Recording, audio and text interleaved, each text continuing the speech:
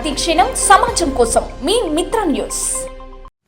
కుమ్మరి కొలిమి కుమ్మరి చక్రం లేని గ్రామాలే ఉండవని, మట్టిని ముద్దగా చేసి ఆకట్టుకునే రూపాల్లో ఎన్నో రకాల పాత్రలు తయారు చేసి ఉపాధి పొందుతున్న కుమ్మరి అన్నలకు నేడు ఉపాధి లేకుండా పోయిందని కుమ్మరి సంఘం మహబూబ్ నగర్ జిల్లా అధ్యక్షులు బుగ్గన ఆవేదన వ్యక్తం చేశారు. శనివారం మిత్ర న్యూస్ ఛానల్ మహబూబ్ నగర్ ఉమ్మడి జిల్లా కార్యాలయంలో ఆయన మాట్లాడుతూ, తాము తయారు చేసే మట్టి కుండలు పాత్రలు లేని ఇండ్లు ఉండవని, నేడు ప్లాస్టిక్ స్టీల్ మార్కెట్లోకి రావడం వలన తాము ఉపాధి కోల్పోయామని ఆయన అన్నారు. నేడు తమ కులవృత్తి కనుమరుగైపోతుందని, కష్టాల కొలిమిలో కుమ్మరి బిడ్డలు ఉండాల్సిన దీన పరిస్థితి ఏర్పడిందని, కొంతమంది పట్టణాలకు మరికొంతమంది విదేశాలకు వలసలు వెళ్లే పరిస్థితి దాపురించిందని ఆయన అన్నారు.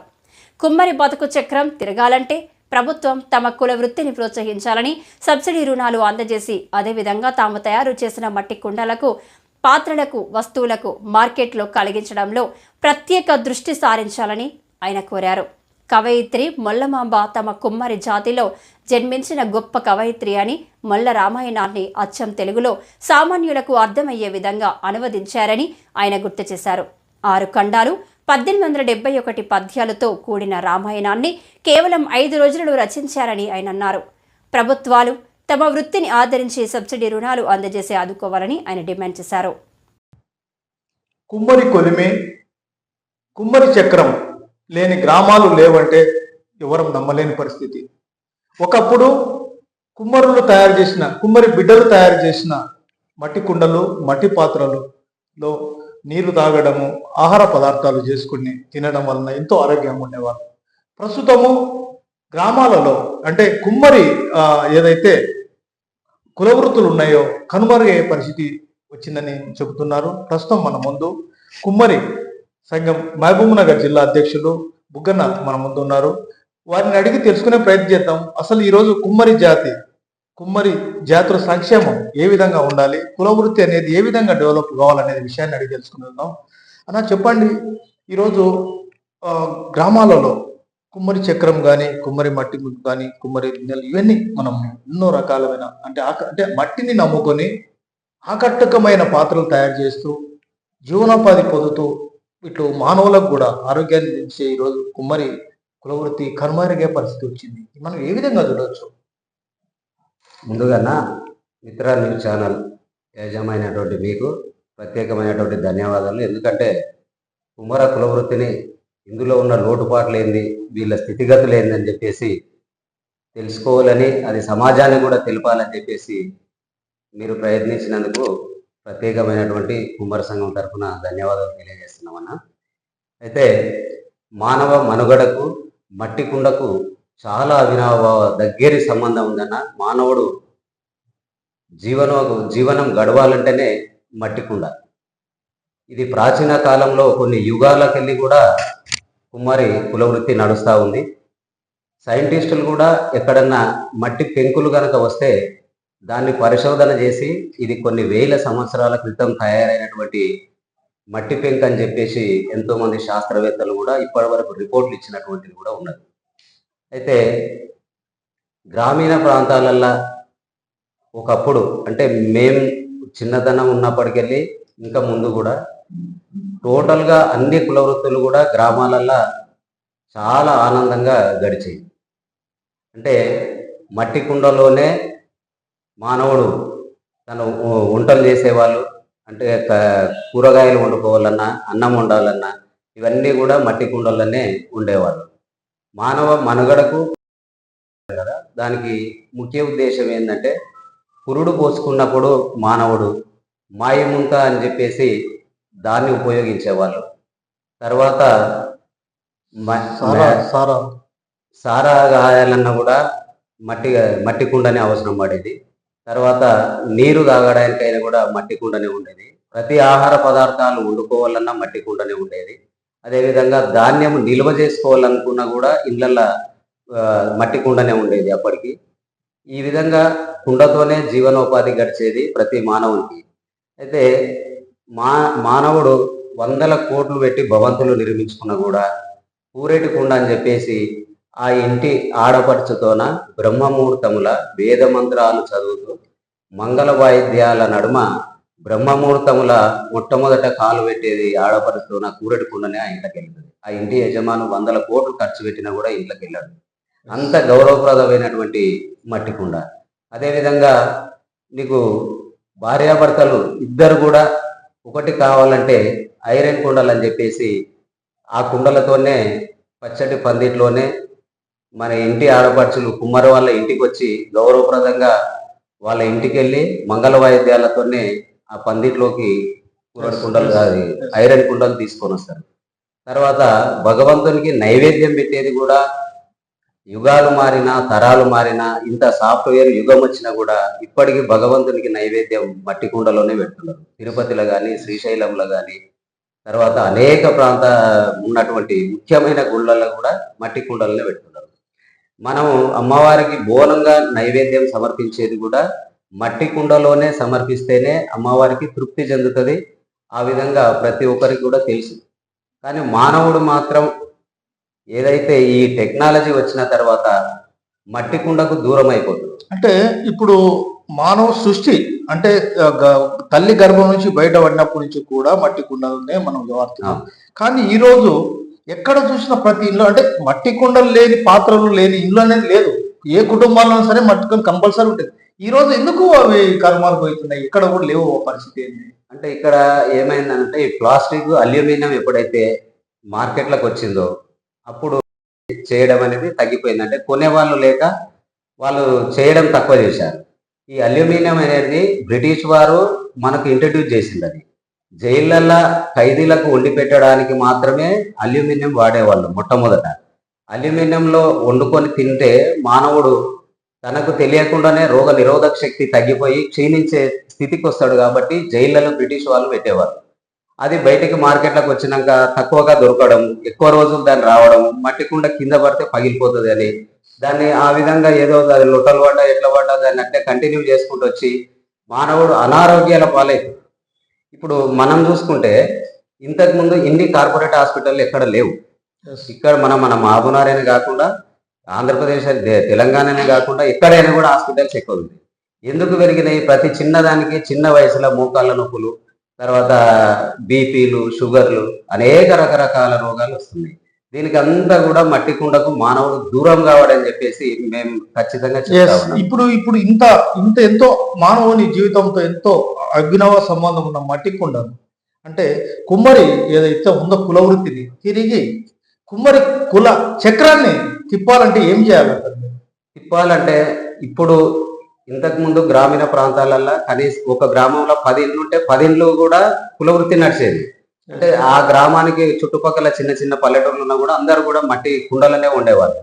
ఇప్పుడు వండుకునే వాళ్ళు లేక దాన్ని కేవలం ఎండాకాలంలో ఒక పేదవాడి ఫ్రిడ్జ్గానే దాన్ని భావించి చల్లనీళ్ళ కోసం మాత్రమే దాన్ని వాడుతూ ఉన్నారు. అదే ఇప్పుడు ఎవరైతే అందరూ వాడాలి అనుకుంటే కనుక ఇప్పుడు టెక్నాలజీ మారింది. అంటే ఈ గుజరాత్, రాజస్థాన్కి వెళ్ళి ఏవైతే ఫినిషింగ్ ఉన్నటువంటి మట్టి కుండలు వచ్చినావో దాని మీదనే పబ్లిక్ ఎక్కువ ఆదరణ చూపుతా ఉన్నారు. అయితే ఆ మట్టి కుండలు అనేటివి మన దగ్గర అంత ఫినిషింగ్ రావటం లేదు. అది ఒక మిషనరీ మీద తయారైతుంది. కాబట్టి ప్రభుత్వాలు ముందుకొచ్చి కుమ్మరులకు చేయూతనిచ్చి ఒక ఇంటికి తక్కువలో తక్కువ ఒక 5 లక్షల రూపాయలు సబ్సిడీ మీనైనా సరే ఇస్తే గనక ఖచ్చితంగా ప్రతి కుమ్మరి ఉపాధి కలుగుతుంది. సమాజానికి కూడా మనం మంచి ఆరోగ్యవంతమైనటువంటి సమాజాన్ని తీసుకుపోవడానికి మేలు జరుగుతుంది. మేము కూడా మొన్న ఏప్రిల్లో గుజరాత్ వెళ్ళాము. మేము ఇప్పుడు దాదాపుగా ఏదైతే కనుమరుగుతున్న కుల వృత్తిని కాపాడడానికి మీరు మీ టెక్నాలజీ ఉపయోగించో ఇప్పుడు ఏదో ఒక ఇండస్ట్రీస్ పెడుతున్నారు. మన మట్టి పాత్రలు తయారు చేసి ఇండస్ట్రీ పెడుతున్నారని కూడా మాకు తెలిసింది. ఎక్కడ పెడుతున్నారు? మా టెక్నాలజీ ఏంటి? ఇది తెలంగాణలోనే మొట్టమొదటిగా దేవరకద్ర నియోజకవర్గం, మహబూబ్నగర్ జిల్లా దేవరకద్ర నియోజకవర్గానికి ఒక క్లస్టర్ కిందకి తీసుకొని గౌరవ మాజీ ఎమ్మెల్యే ఆల వెంకటేశ్వర రెడ్డి గారు ఈ నాబార్డు ప్రతినిధులతోన అదేవిధంగా అలీఫ్ ఆర్గనైజేషన్ వారి ద్వారా చాలా చర్చలు జరిపి 74 లక్షలు పూర్తి మళ్ళీ నాన్ రిఫండబుల్ అమౌంట్గా మాకు శాంక్షన్ చేయించడం జరిగింది. దానికి సంబంధించి అప్పుడు గౌరవ కలెక్టర్ వెంకట్రావు గారు ఉన్నప్పుడు ముసాపేట దగ్గర 2 ఎకరాల ల్యాండ్ కూడా ఇవ్వడం జరిగింది. ఆ ల్యాండ్ కంప్లీట్ అయితే మాకు ప్రమేయం లేకుండానే వాళ్ళు అక్కడ ఉన్నటువంటి రెవెన్యూ వాళ్ళు మాకు గుట్ట ప్రాంతాన్ని ఇవ్వడం జరిగింది. ఆ గుట్టల 2 ఎకరాలు ఇస్తే 200 గజాలు కూడా ప్లేన్ ల్యాండ్ లేదు. కలెక్టర్ గారు అక్కడ వచ్చి భూమి పూజకు వచ్చినప్పుడే చూసి అక్కడ ఉండే ఎంఆర్ఓ వారికి కూడా సజెషన్ చేయడం జరిగింది. ఇక్కడికి వెళ్ళి వీళ్ళకు డబ్బులు లేవు వీళ్ళ దగ్గర, ఇక్కడికి వెళ్ళి క్లీన్ చేసుకుంటారు, ఇక్కడ నుండి మారవమని చెప్పి చెప్పడం జరిగింది.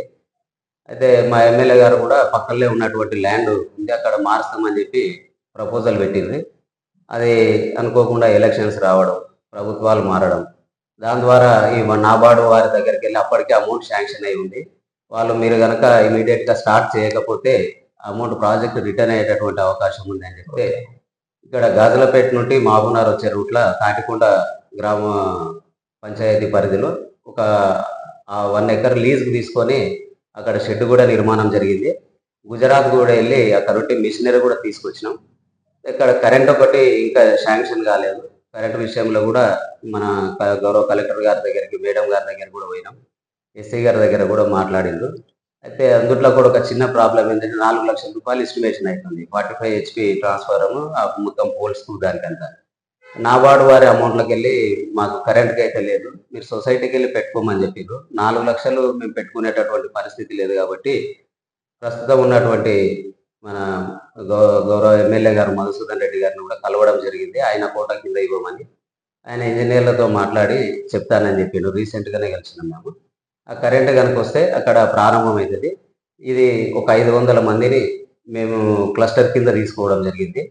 ఈ ఒక 500 మందికి ట్రైనింగ్ ఇవ్వడంతో పాటు ఇది ఉపాధి కూడా కలిగేటటువంటి అవకాశం ఉంటుంది. అక్కడ ట్రైనింగ్ తీసుకున్న వాళ్ళు వాళ్ళ ఇళ్ళ దగ్గర కూడా కొంత మిషనరీ తెచ్చుకొని వాళ్ళు వృత్తిపరంగా అభివృద్ధి చెందవచ్చు. అయితే మేము గుజరాత్ వెళ్ళింది కూడా ఈ క్లస్టర్కి సంబంధించిన మిషనరీ తీసుకురావడానికి వెళ్ళాము. అక్కడ పోయి మేము చూస్తే కనుక అది చాలా అద్భుతంగా ఉంది. మన మహబూబ్నగర్కి కాకుండా, తెలంగాణని కాకుండా యావత్ భారతదేశానికి, తర్వాత ప్రపంచ కొన్ని దేశాలకు కూడా అక్కడ నుండి మట్టి కుండ ఎక్స్పోర్ట్ అవుతుంది. అక్కడ మహిళలు కూడా మట్టి కుండ తయారు చేస్తారు. అంటే అంత టెక్నాలజీ మీద డెవలప్ అయి ఉంది అన్నట్టు. అక్కడ ఒక మినీ ఇండస్ట్రీ లాగా వాళ్ళు నడుపుతా ఉన్నారు. ఓకే, ఇప్పుడు ఏదైతే మీరు ఇండస్ట్రీస్ మన కుమ్మరి చక్రాన్ని తిప్పాలని చూస్తున్నారు, అయితే ఇప్పటి వరకు అయితే గ్రామాలలో కంప్లీట్ ఉపాధి అనేది నిల్లైందని కూడా చెప్పవచ్చు. ఎంతో మంది కూడా కుటుంబాలు వదిలిపెట్టి, గ్రామాలు వదిలిపెట్టి విదేశాలకు సైతం పట్టణాలకు వెళ్ళిపోతున్నారు. అటువంటి వారికి మీరు ఏం మెసేజ్ ఇస్తారు? ఇప్పుడు వచ్చిన టెక్నాలజీ ప్రకారంగా ప్రభుత్వం ముందుకొచ్చి ఒక ట్రైనింగ్ సెంటర్ ఏర్పాటు చేసి, ఇప్పుడు మా దేవరకద్ర మాజీ ఎమ్మెల్యే గారు ఏ విధంగా అయితే ఈ వృత్తిని అభివృద్ధి చేయాలని చెప్పేసి తను ప్రయత్నించి ఒక క్లస్టర్ తెచ్చాడు, అట్లనే ప్రతి నియోజకవర్గంలో కూడా ఒక క్లస్టర్ ఏర్పాటు చేసి దాంట్లో యువతకు కూడా ట్రైనింగ్ ఇవ్వచ్చు. ఇప్పుడు యువత ఎంతో మంది ఉద్యోగాలు లేక నిరాశలవుతున్నారు. కానీ ఈ కుమ్మర కుల వృత్తి కూడా ఒక మినీ ఇండస్ట్రీ లాగా కూడా దీన్ని భావించుకోవచ్చు. కుమ్మరోళ్ళు చదువుకున్న పిల్లలు కూడా కుమ్మర పనే చేయాలని అనుకోకుండా ఇప్పుడు మనం అక్కడ గుజరాత్, రాజస్థాన్కి వెళ్ళి ఇక్కడ దిగుమతి చేసుకొని మనం అమ్ముతా ఉన్నాం. మరి మన దగ్గర మనం తయారు చేసింది కూడా మనం ఇతర రాష్ట్రాలకు ఎగుమతి చేసే స్థాయికి మనం వెళ్ళొచ్చు అన్నట్టు. ఆ విధంగా ప్రభుత్వాలు దీనికి ముందుకు రావాలి. ఎందుకంటే ఆర్థికంగా అభివృద్ధి చెందినటువంటి వారు మా దగ్గర లేరు. ఈ కుమ్మరి పని నడవకనే చాలా మంది వదిలిపెట్టుకొని ఆటోలు నడుపుతా ఉన్నారు, లేబర్గా పోయేరు, ఇంకా ఎక్కడెక్కడో ఊర్లు ఇచ్చిపెట్టి కూడా పోయేరు. ప్రభుత్వం చేయూతనిస్తేనే ముందుకు వచ్చే అవకాశం ఉంటుంది తప్ప వాళ్ళు ఆర్థికంగా ఇలాంటి మిషన్లు కొనలేరు, పెట్టలేరు. ఇప్పుడు గత ప్రభుత్వం నుంచి మీకు ఏదో ఇండస్ట్రీస్ కోసం వచ్చినాయి, ప్రస్తుతం ఇప్పుడు ఉన్న ఎమ్మెల్యే మీకు మీ ప్రాజెక్టు సహకరిస్తున్నారా? సహకరిస్తున్నాడు అండి. మేము ఒక మట్టి సమస్య కూడా ఉండే, మట్టి తీసుకురావడానికి జడ్చర్ల ఎమ్మెల్యే గారి సొంత ఊరికి వెళ్ళి మట్టి తీసుకురావడం జరిగింది. జడ్చర్ల ఎమ్మెల్యే గారిని కూడా ఇట్లా మేము మట్టి తీసుకుంటామని చెప్తే అతను కూడా సహకరించిండు. ఆడికెళ్ళి ఒక 12 ట్రిప్పుల టిప్పర్తో అనిరుద్ రెడ్డి గారిని కూడా కలిసినాం. ఆయన కూడా మంచిగానే సహకరించిండు. ఈ ఎమ్మెల్యే గారిని కూడా ఈ కరెంట్ విషయంలో పోయి కలిసినాము. మధుసూదన్ రెడ్డి గారిని కూడా కలిసినాము. దేవరకద్ర ఆయన ఏ గారి దగ్గర మాట్లాడి మీకు కావాల్సినటువంటి నా వల్ల ఏదంటే చేస్తానని చెప్పి చెప్పడం జరిగింది. కుల వృత్తులను ప్రోత్సహించడానికి ఇట్లా ప్రభుత్వంతో పాటు ప్రభుత్వ శాఖలలో పనిచేస్తున్న అధికారులు, ఇట్లా రాజకీయ నాయకులు కూడా సహకారాలు అందించాలని తెలియజేస్తున్నారు.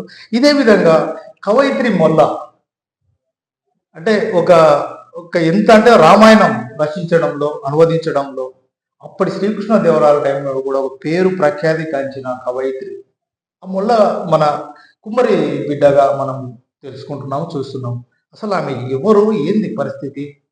కుమ్మరి జాతి కోసం ప్రభుత్వం నుండి కులవృత్తి అభివృద్ధి కోసం మీరు ప్రభుత్వాన్ని ఎన్నో రకాల డిమాండ్ చేశారు. సబ్సిడీ రుణాలు కావాలి మాకు, ఇవన్నీ రుణాలు ఇచ్చి మమ్మల్ని ఆర్థికంగా ఆదుకోవాలంటున్నారు.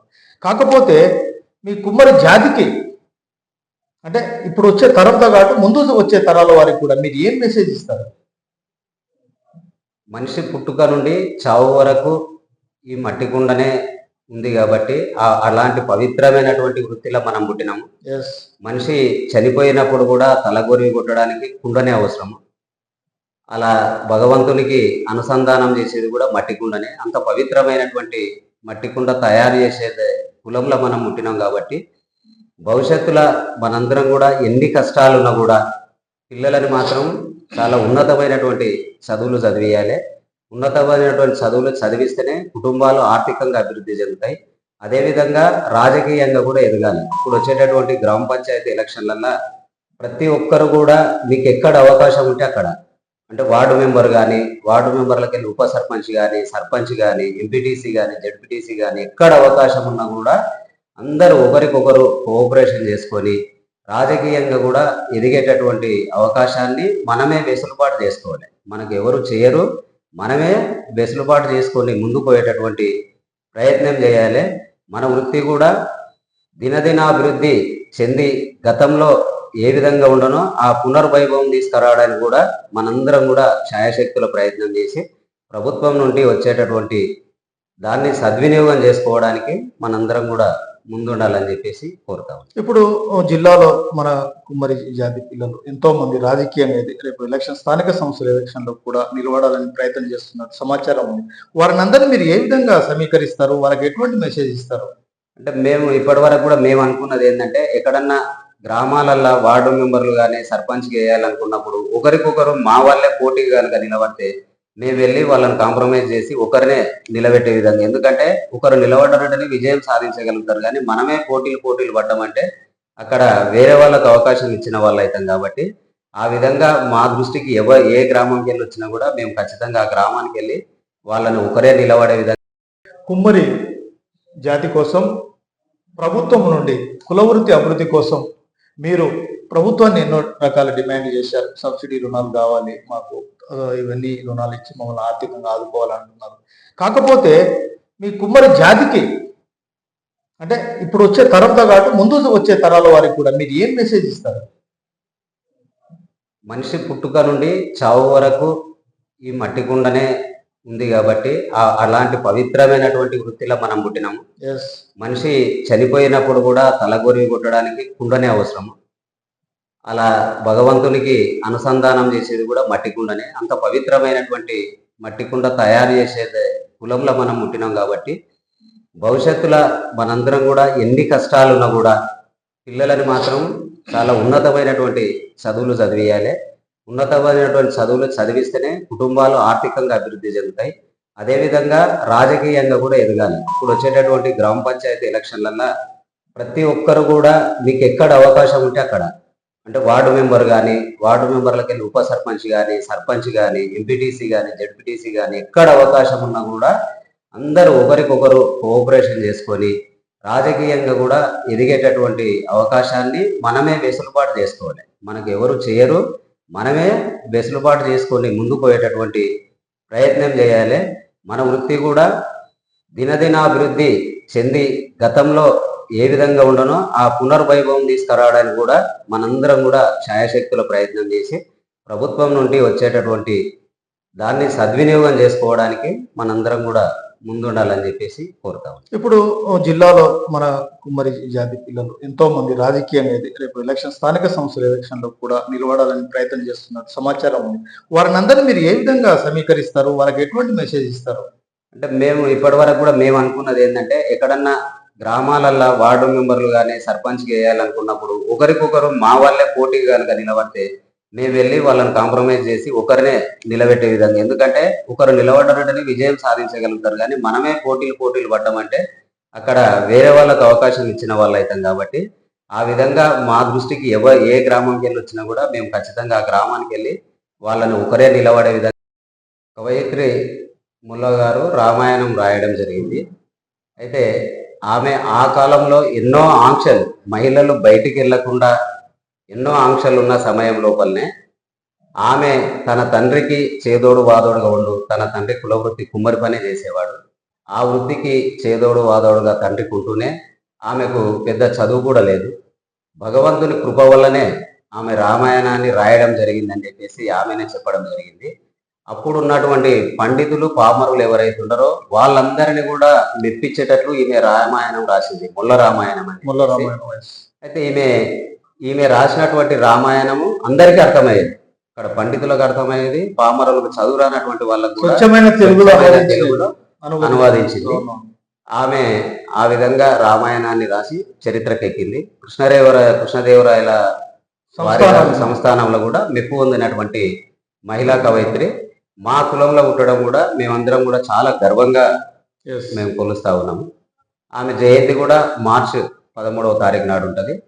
ప్రతి మండల హెడ్ క్వార్టర్ల, జిల్లా హెడ్ క్వార్టర్ల, రాష్ట్ర వ్యాప్తంగా కూడా మేము ఆ కార్యక్రమాలు నిర్వహించుకుంటాం. అంటే ఇప్పుడు ఏదైతే మన జన్మదినం తర్వాత వర్ధంతి 2 రకాల కార్యక్రమాలు చేస్తున్నారు. అయితే ఇప్పుడు ఈ వచ్చే నెలలో ఇప్పుడు మనం మార్చి 13వ తారీఖు. అయితే కవయిత్రి మొలలో ఒక కుమ్మరి బిడ్డగా జన్మించినా కానీ కూడా బీసీలు అందరూ కూడా దాదాపుగా ఆమెను గౌరవించి చేస్తున్నారు. ఇప్పుడు ప్రస్తుతము మీరు ఫైనల్ గా ప్రభుత్వానికి మీరు ఏం డిమాండ్ చేస్తారు, ఏం కోరుతారు చెప్పండి. మహబూబ్నగర్ జిల్లా కేంద్రంలో కూడా కవయిత్రి ముల్లగారి విగ్రహాన్ని మాజీ మంత్రివర్యులు శ్రీనివాస్ గౌడ్ గారిని అప్పుడు మేము సంఘం తరపుకి వెళ్ళిపోయి అడిగినప్పుడు ఎంబడే మున్సిపల్ కమిషనర్ గారికి ఆదేశాలు ఇచ్చి ఇక్కడ మహబూబ్నగర్ పట్టణంలో కూడా తన గవర్నమెంట్ డబ్బులతోనే అమ్మవారి విగ్రహాన్ని కూడా ఏర్పాటు చేయడం జరిగింది. ఓకే, ఇది భవిష్యత్తులో కుల వృత్తులను ప్రోత్సహించాలని, కుమ్మరి జాతిని కాపాడాలని కోరుతున్నారు. మిత్ర న్యూస్ ఛానల్, మహబూబ్ నగర్ నుండి ఎంవి రమణ.